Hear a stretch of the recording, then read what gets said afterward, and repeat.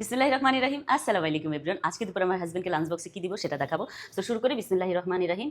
এখানে আছে সাদা ভাত,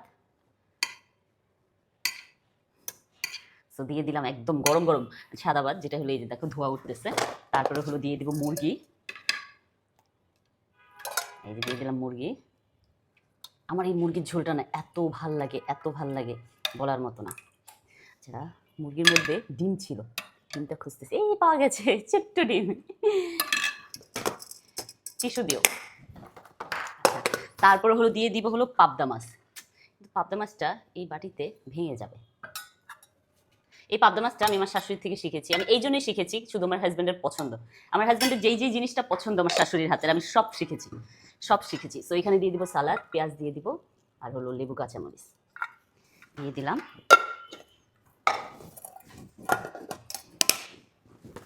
তো এই যে রেডি আপনার হলো লাঞ্চ বক্স।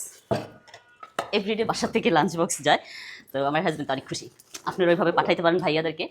তো এই যে লাঞ্চ বক্স রেডি অফিসে যাওয়ার জন্য। Thank you so much for watching my video. Bye by.